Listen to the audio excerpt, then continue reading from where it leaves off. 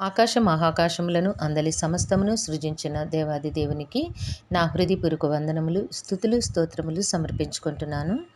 అందరికీ శుభోదయం. ఈ దినాన మహోన్నతుడైన దేవాది దేవుడు నీకు అనుగ్రహించిన వాక్కు.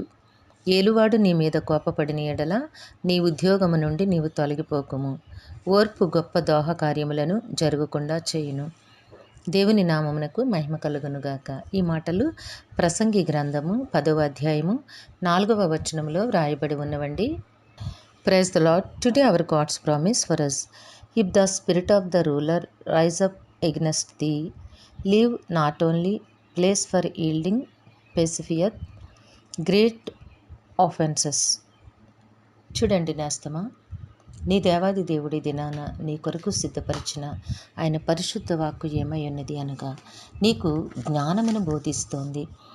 ప్రసంగి గ్రంథము ప్రతి మాట కూడా ఎంతో జ్ఞానాన్ని తన ప్రజలకు అనుగ్రహించుట కొరకు దేవాది దేవుడు ఒక ప్రత్యేకముగా సిద్ధపరిచినట్లుగా మనకి కనిపిస్తోంది. ఇక్కడ ఏలువాడు నీ మీద కోపపడిన ఎడల నీ ఉద్యోగము నుండి నీవు తొలగిపోకుము. ఎందుకు మహోన్నతుడైన దేవాది దేవుడు చెప్తూ ఉన్నారు అంటే, నీ జీవితంలో నీవు అనుభవిస్తున్న పరిస్థితులను ఎరిగి ఉన్న దేవుడు. ఉద్యోగం చేస్తున్న స్థలములలో అప్ అండ్ డౌన్స్ ఉంటూనే ఉంటాయి. మంచి ఉంటుంది, చెడు కూడా వస్తుంది. అయితే నీపై అధికారులు నీపై కోపపడిన ఎడల నీవు ఉద్యోగం నుంచి తొలగిపోయినట్లయితే తరువాత చాలా సమస్యలను ఎదుర్కోవాల్సి రావచ్చు. అందుకని కంగారు పడి ఎప్పుడు కూడా నీవు చేస్తున్న పనిని వదులుకొని నీవు వెళ్ళడానికి ప్రయత్నం చేయకూడదు. చాలా ఆలోచించి అడుగులు వేయాలి. ఓర్పు గొప్ప ద్రోహ కార్యములను జరగకుండా చేయును. ఎందుకు ఈ మాట చెప్తూ ఉన్నారంటే దేవాది దేవుడు, నీ జీవితంలో నీకు ఓర్పు సహనము చాలా అవసరము.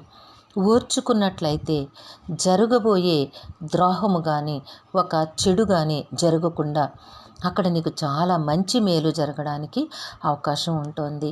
గనుక ఓర్పు వలన గొప్ప ద్రోహ కార్యములు జరగకుండా చేయును.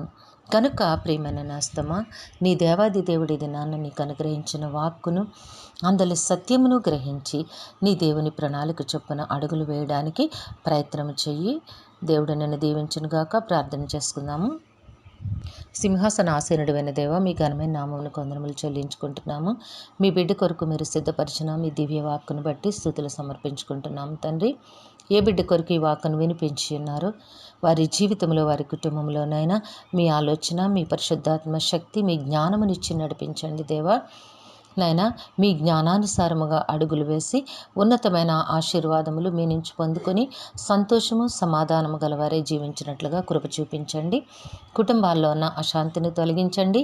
అనారోగ్యములు దూరపరచమని ప్రాధేయపడుచున్నాం దేవా. బిడ్డలకి కావలసిన మంచి విద్యను, నైనా భవిష్యత్తును, ఉద్యోగములను ప్రసాదించండి. పరీక్షలలో ఉన్నతమైన విజయములు ప్రసాదించండి.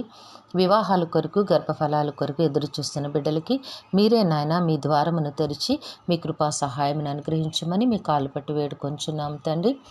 నివసించుటకు గృహములకు ఇబ్బంది పడుతున్న బిడ్డలను జ్ఞాపకం చేసుకోండి నాయన. మీరే కృప చూపించి బిడ్డలకి నాయన నివాసయోగ్యమైన చక్కటి గృహములను ప్రసాదించమని ప్రాధేయపడుచున్నాం రాజా.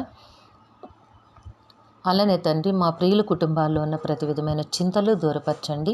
మీ శాంతి, సమాధానము, నెమ్మదిని అనుగ్రహించి మీ కృప కవిగిటిలో భద్రపరిచి జీవింపచేయమని సమస్తమును మీ కృపాహస్తాలకు అప్పగించుకుంటూ ఈ ప్రార్థన మా రక్షకుడును మీ ప్రియ కుమారుడైన యేసుక్రీస్తు నామం పేరట అడిగి వేడుకొంచున్నాము తండ్రి. ఆమెన్. కరుణ వాత్సల్యత కలిగిన దేవుడు మీ జీవితంలో ఉన్నతమైన ఆశీర్వాదములు అనుగ్రహించి మిమ్మును ఆయన నామ మహిమ కొరకు జీవింపచేయునుగాక. Amen, amen, amen.